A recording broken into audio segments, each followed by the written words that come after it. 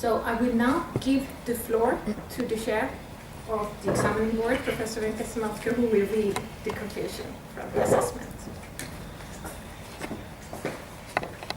Thank you, Monica, and welcome to all.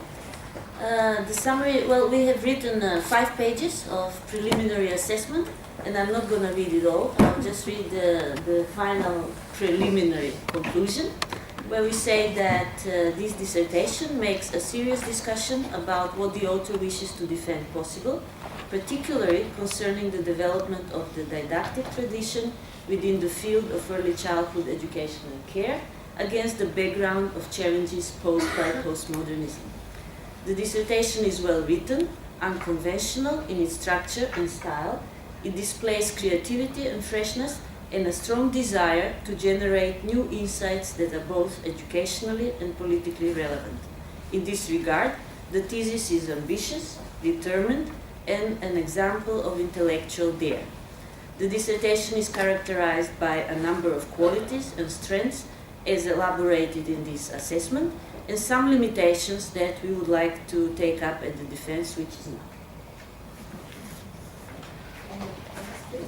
Okay, and also my microphone is on.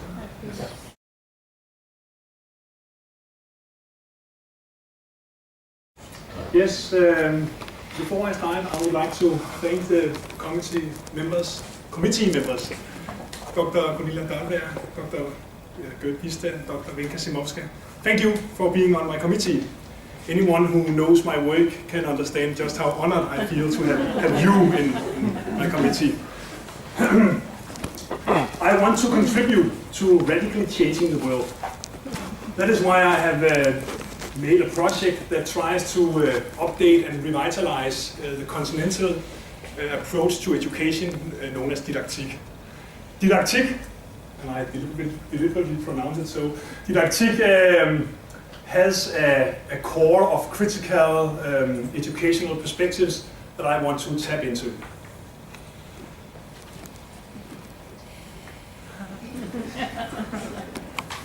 In my presentation for the next 30 minutes, I will try to achieve 2 things simultaneously. I want to sketch the contours of my work and also draw out some of the points I believe are my main points and main findings. And in doing this, I will also try to address some of the remarks made by the committee. I have prepared a presentation with the following 3-step structure.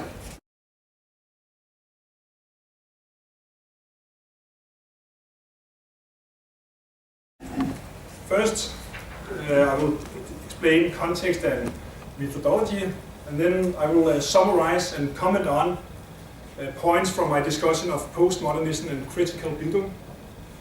And then I will summarize and comment on points from my discussion of postmodern, post-humanist critique of humanism.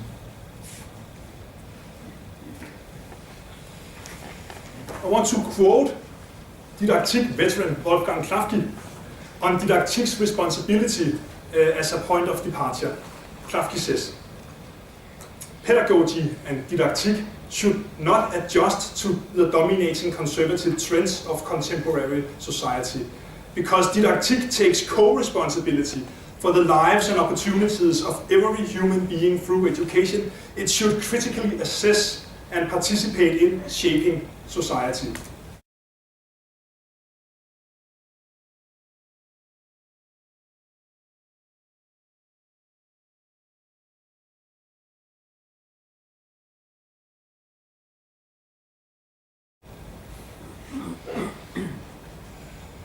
I want us all to appreciate how Klafki calls upon us as educators, as didactikers, to take co-responsibility for nothing less than every human being and the societies we construct and live in.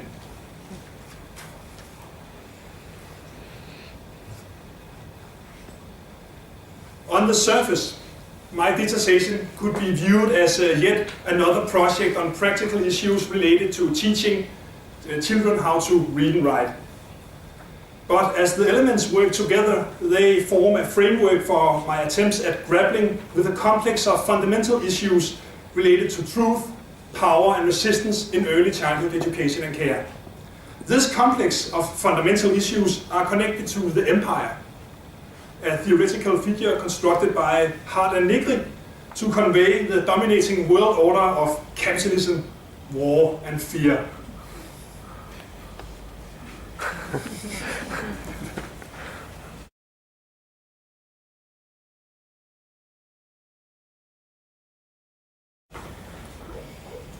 Let me start by sharing a personal experience about truth and power entanglements in a truth regime.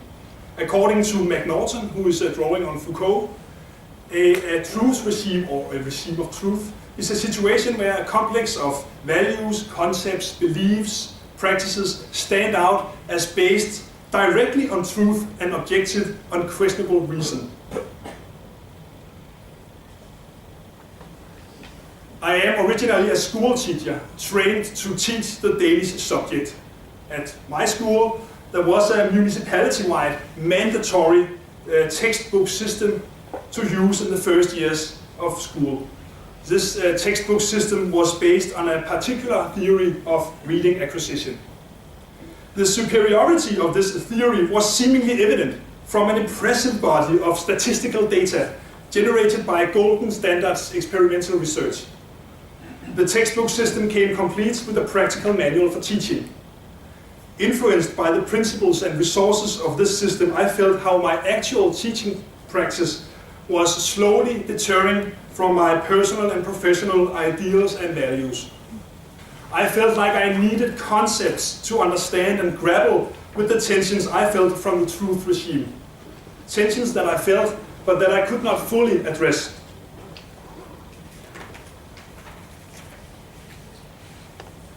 I have worked with the following research question.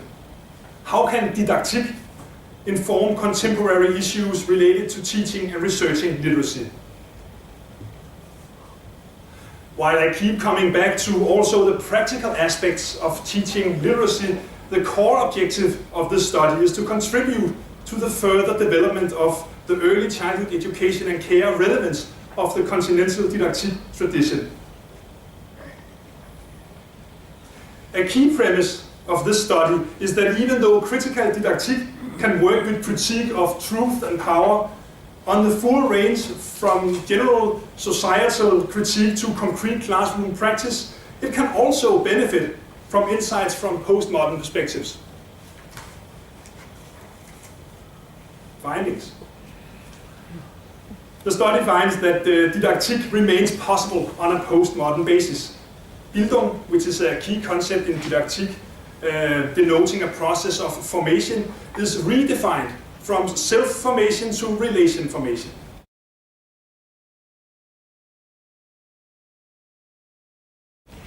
Postmodern didaktik thus operates with the relation as the fundamental category. Postmodern didaktik can move from a legitimizing base of humanism and critical, unclouded consciousness to contextualized bricolages of the professional, the political, and the personal.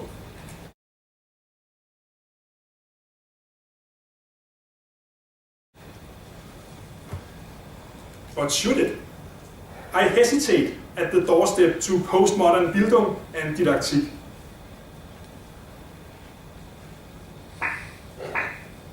Bildung is also relevant in the literacy curriculum, where the didaktik researcher can contribute by contesting a dominating, evidence-based and cognitive discourse on teaching the basics.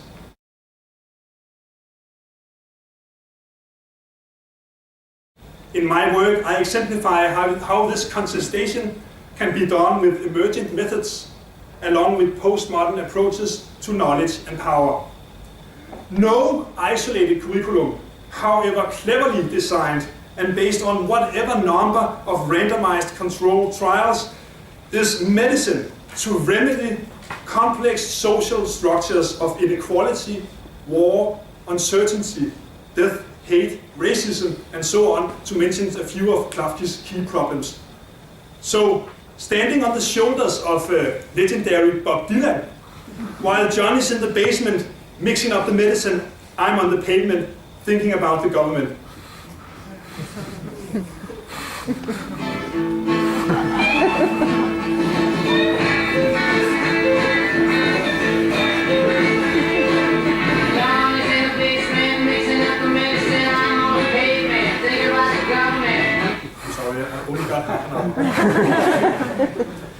This is in fact what my study boils down to. Don't limit yourself as a researcher and a teacher to be mixing the evidence-based medicine in the basement. Keep standing on the pavement. Keep thinking about the government.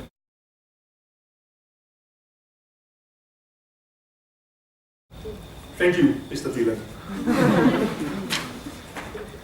All right, now on to methodology. It continues. I will now elaborate on 3 of what I consider to be the most important methodological decisions I undertake in this project. It is my intent to explicitly justify these choices with regard to the objective of my study. I will first set the stage by quoting qualitative research veterans Norman Denson and Yvonne Lincoln as they emphasize how qualitative research is characterized by a will to inquire from multiple perspectives. Quote, qualitative research involves the studied use and collection of a variety of empirical materials, case study, personal experience, introspection, life story, interview, artifacts, cultural texts and productions, observational, historical, interactional and visual texts that describe routine and problematic moments and meanings in individuals' lives. Accordingly, qualitative researchers deploy a wide range of interconnected interpretive practices, hoping always to get a better understanding of the subject matter at hand. It is understood, however, that each practice makes the world visible in a different way.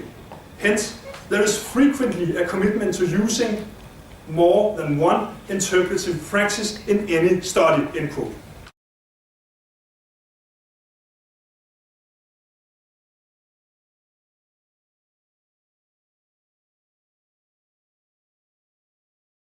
So, my further methodological decisions reflect this fundamental will to inquire from multiple perspectives.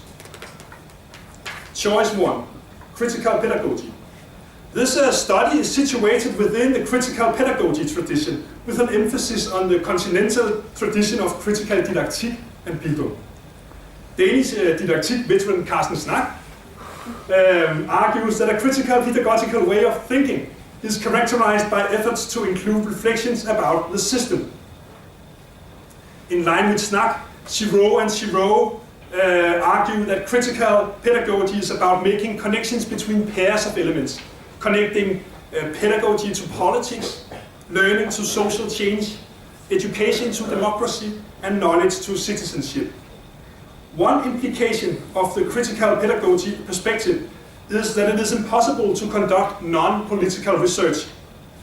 To actively disconnect pedagogy from the system is a political value-laden decision. To pretend that they are disconnected by default is of course also a political value-laden stance. I justify this methodological choice by pointing to the objects of my study. Critical didaktik and the postmodern perspectives I engage with all assume a certain political agenda for research and practice. To set a stage for working with these theoretical perspectives together, I need critical pedagogy in the sense of a premise for linking education and society in research. The possibility to fully investigate the discourse of evidence in literacy curriculum through the levels of policy, research and practice contributes to justifying the critical pedagogy approach. This is how. The empire's policy influences literacy research through funding schemes privileging evidence-based what works research. This research in turn governs practitioners who need solid methods to comply with the ever-rising standards defined by the policy level. This indirect transfer of power to the policy level is known as a double transformation. is there. Centralized decentralization by Kampmann. And I also refer to it as a democratic deficit of working with the means and ends of others, inspired by Delberg.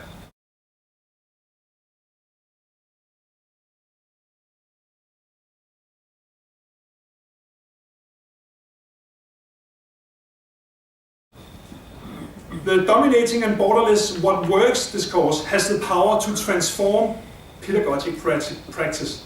Policy defines what counts as research, and this research in turn defines what counts as the best practical methods, understood as interventions.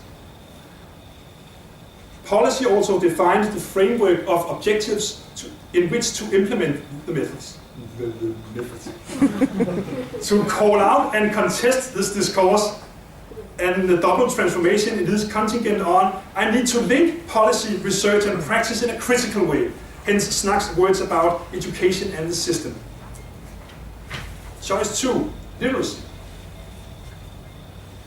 I choose literacy curriculum because it, as a field of policy, research and practice, is exemplary with regard to studying contemporary educational policies' influence that overemphasize skills and testing. In my work, I give examples on these policies. I also include 3 major policy-informing reports on literacy. The report from the American National Reading Panel, the United Kingdom-based Rose Review, and the report from what I call the Danish Reading Committee, or just the committee, Reading Committee.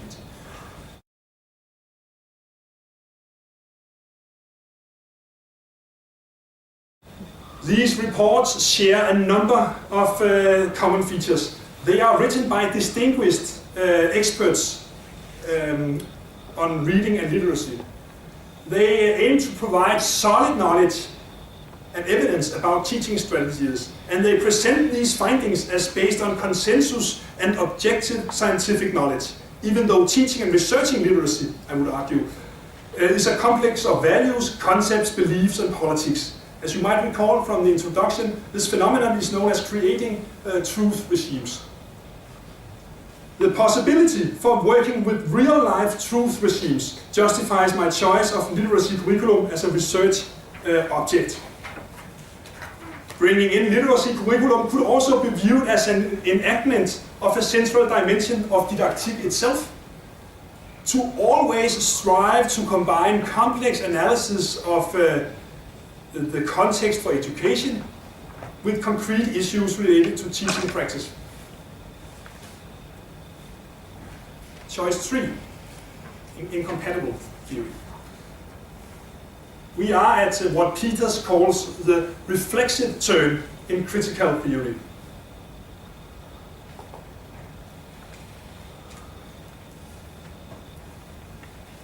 This means that the critical pedagogy and thus also critical didactic must respond to postmodern criticisms of its universal humanistic foundation, and at the same time rise to face the challenges of a seemingly universal global logic of capitalism.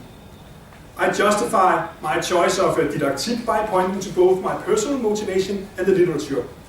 As I describe in detail in the dissertation, I'm fueled with a discontent with life in the contemporary society, and thus driven by an urge to think and act outside that structure. I think it is Richardson who states that if you scratch in a bibliography, you will see a biography. The researcher's choice of theory is at least partly grounded in personal motives, experiences, beliefs, values, etc. Since Klafki and colleagues, Didaktik has been contributing to a fruitful combination of concrete methods for reflecting on teaching, along with general theories on Bildung and the development of society. These models and theories restlessly point beyond the limits of what is into the realm of what could be.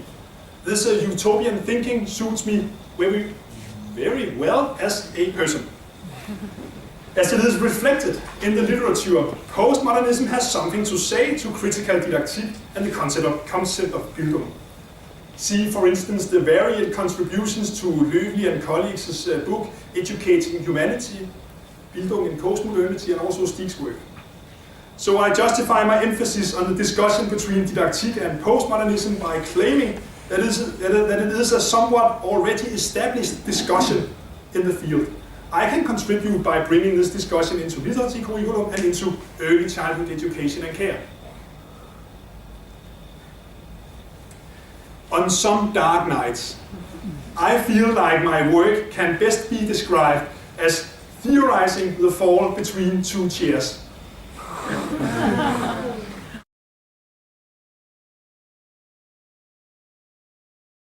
It can sometimes feel a bit tough to justify uncertainty and contextualize ways of knowing in a university setting. The modernist signature of Aarhus University offers little comfort in these regards. Solidum petit in profundis, searching the depths to find the solid ground. I can better identify myself with the words of Jeanette Redding-Jones, as she reminds us that research can also mean to research, as in to search again and again. Search to expand horizons and possibilities, not to reach definitive answers.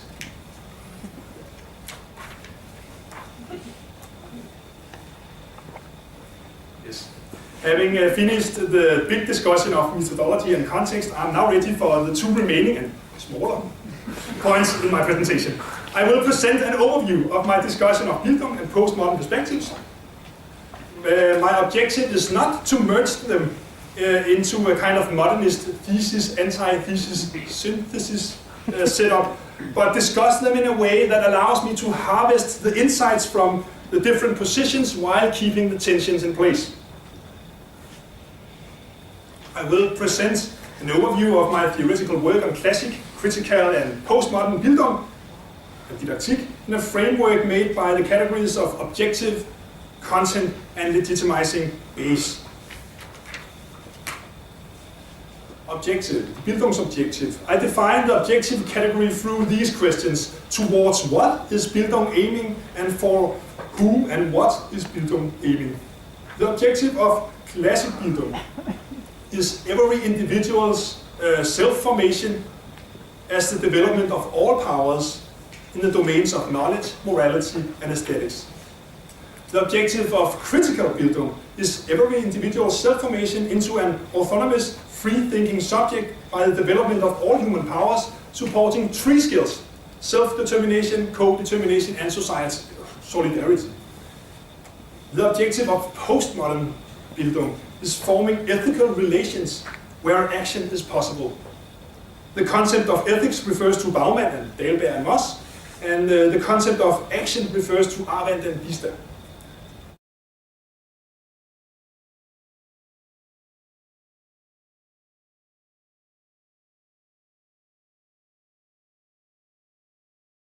Because subjectivity is socially and discursively constructed, the objective of postmodern Bildung is concerned with self-determination, co-determination and solidarity as possible qualities of the relation or the context, not as individual powers. According to Arendt, freedom is a quality of the relation, it's in the possibility for action, not something to be acquired by the subject. Okay. Next category, Bildung's content. The content category compares different answers to the core didactic question, namely, what content, understood as educational themes, subjects, methods, experiences, contributes to Bildung. The content of classic Bildung is the totality of humanity and its cultural objects. The content of critical Bildung is the key problems. I mentioned Klafki in the beginning of my presentation. Freedom through insight in and co-responsibility for the common key problems facing our contemporary society. And the content of postmodern Bildung is the issue of creating common themes, facilitating a public sphere in everyday life in the kindergarten, SFO and school as a frame for forming ethical relations. Following from the postmodern criticism of critical Bildung's objective, content in itself is not emancipatory. Freedom is not in the content. It is in the relation, in the possibility for action.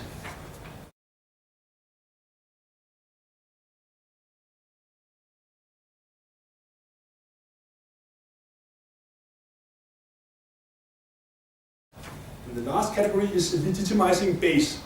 Here I ask, why is Bildung educationally desirable or even possible? The legitimizing base of classic Bildung is the universal, unchanging reason combined with the notion of humanity, with Bildung as an intrinsic value.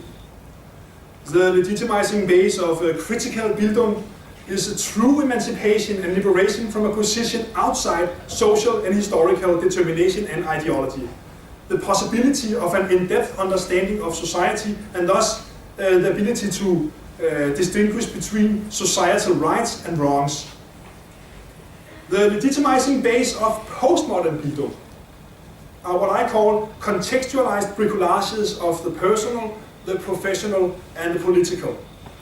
According to some postmodernist perspectives, humanism is a normalizing concept, limiting the possibilities for the actual human subjects. I will return to that in a minute. Postmodern perspectives also stress that power and knowledge cannot be separated, which challenges any notion of true or in-depth knowledge.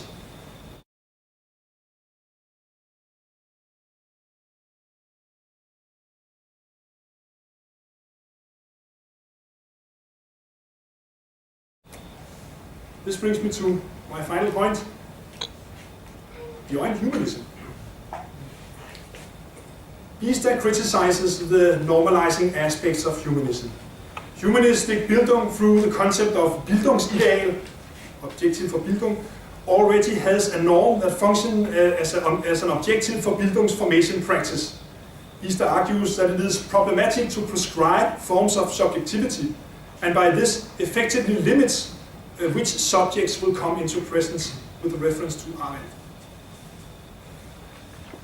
Humanism claims a universal human essence, making it difficult for humanism to be open to the possibility that newcomers, understood as new members of the human species, can radically change the cultural norm about what it means to be human.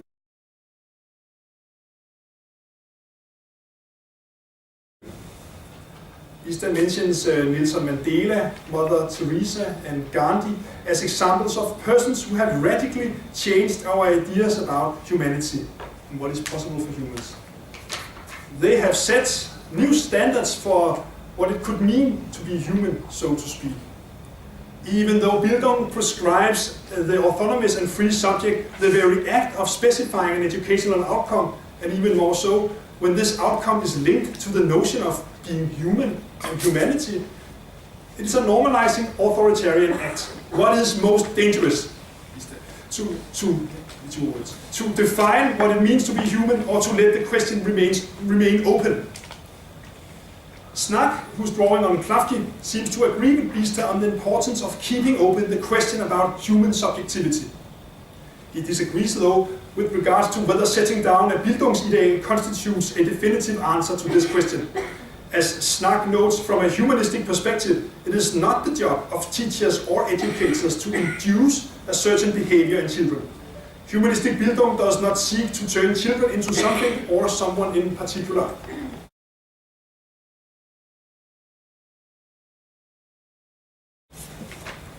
In my discussion of classic Bildung in the dissertation, I draw on Lüth to argue that even with the classic concept of Bildung, it is impossible to know which individualities will emerge, and thus it is humanism with the most open horizon, or at least it's possible to interpret it that way.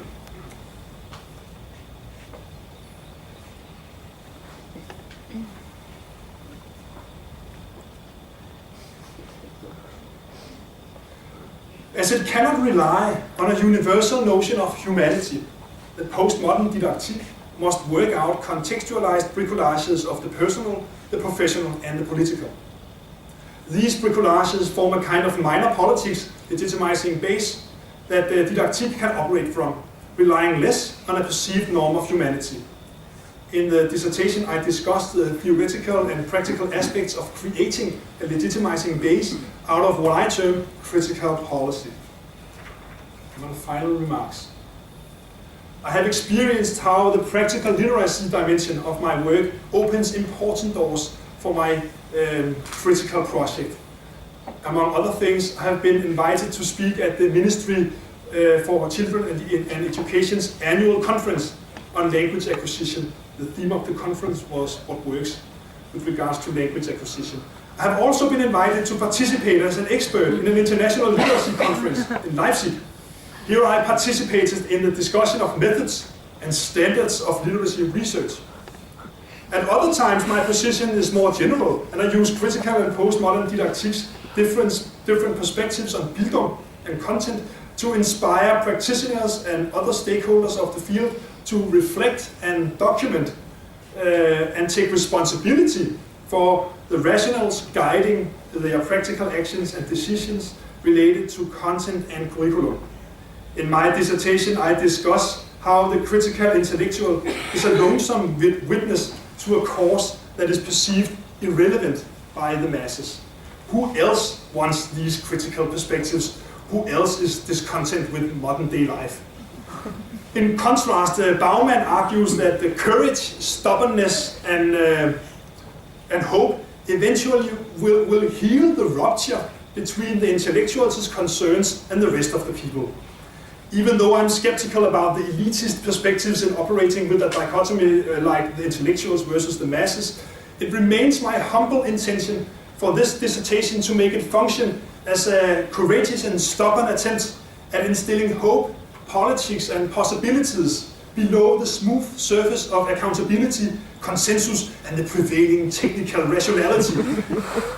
This hope is not about tweaking and optimizing what is in order to do it a little better.